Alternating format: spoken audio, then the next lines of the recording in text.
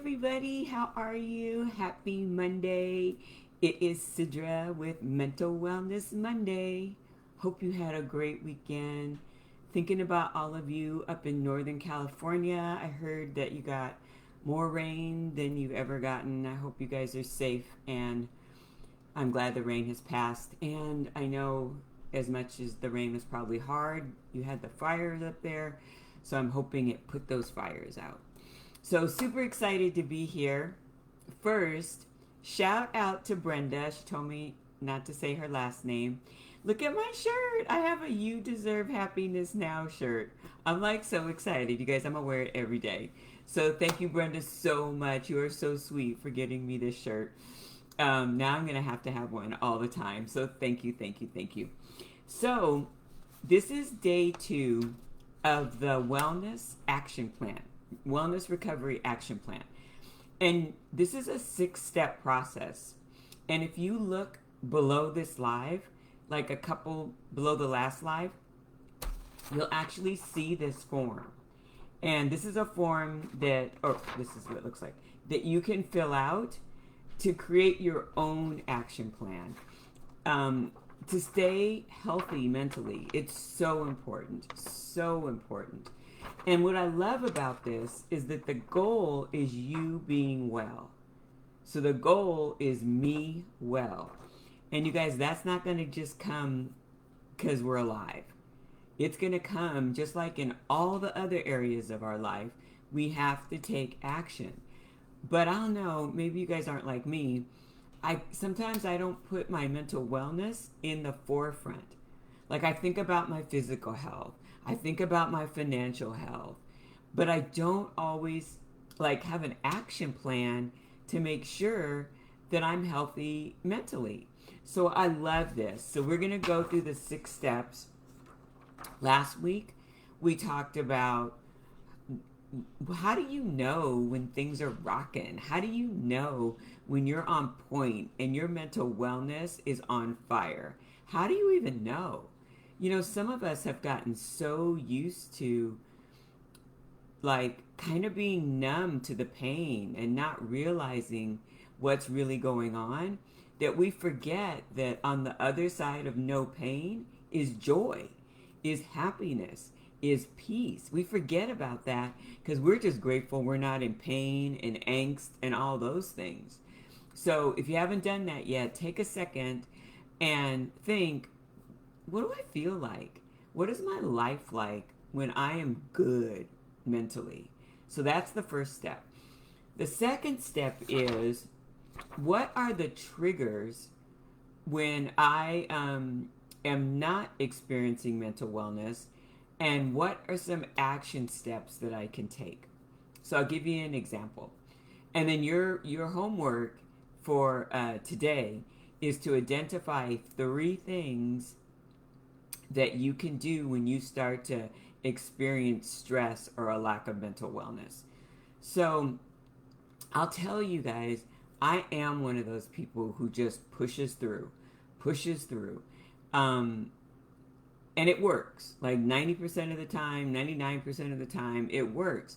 But what I had to be more conscious about is, was I really experiencing joy?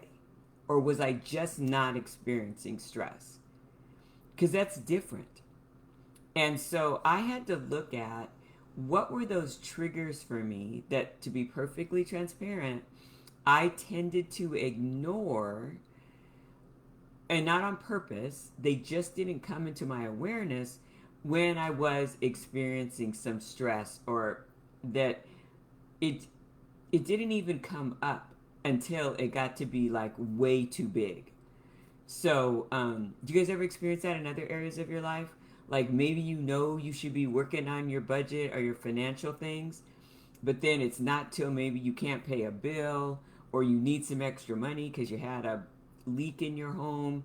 Then you're like, oh, why wasn't I saving? It's that same kind of thing with our mental wellness. So I had to look at what were some of my triggers. How I know, like, oh, I'm at the tipping point. I need to take care of this.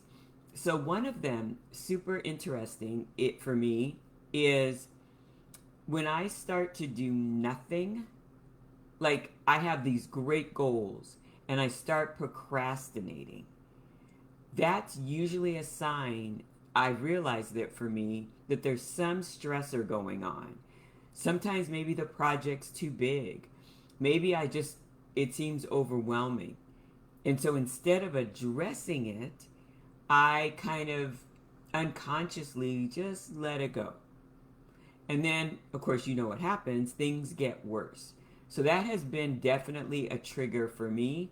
If I have a project that I'm committed to and I'm not doing it, instead of me beating myself up and thinking, oh, I suck because of blank, I kind of give myself some grace and say, all right, what could I do? What do I need to be doing? How can I take care of myself right now? Because obviously, this task, this thing, somebody is causing me stress. And that's been huge for me. But it means I got to unwind and not be hard on myself, but instead use the information of me procrastinating as a sign that I might be experiencing stress or overwhelm. And there's things I can do about that. I can't do anything a lot about procrastination except make myself wrong for it. But there are things I can do if I just admit, like, oh, I'm going through something right now. I want to get this together. So try to identify what are your stressors or what are your triggers that let you know that you're experiencing stress. And then I made a list of some things that maybe you could use for your action plan about what to do when you start to experience the stress. Because what you don't want to do is make yourself wrong for having the stress. Instead, you want to kind of shake it off and figure what support do you need to get better. So here's some things that I came up with. Or I just made note of, thinking that maybe some of them would work for you too. You could walk your dog if you have a pet. My gosh, my daughter, who I would have thought never had a pet, adopted this or found this cat that was in a crack house in New York. That cat has been so great for her. Like, it just gives her something else when she starts to get stressed.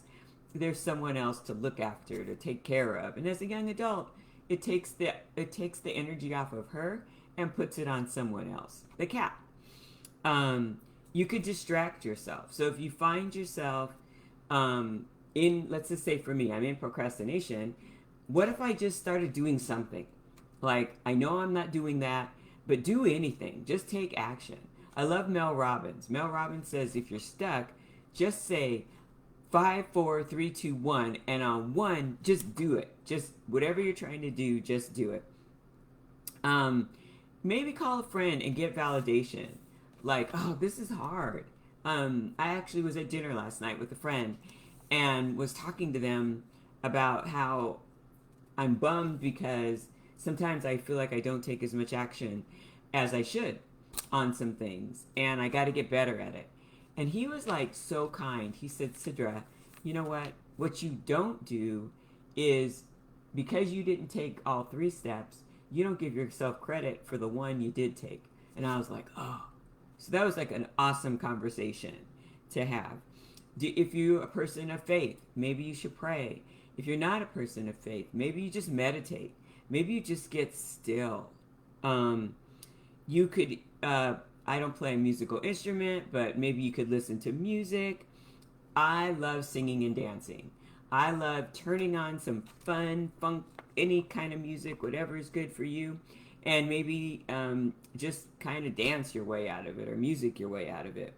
Sometimes I just get like overzealous and start cleaning the kitchen and just get everything in order.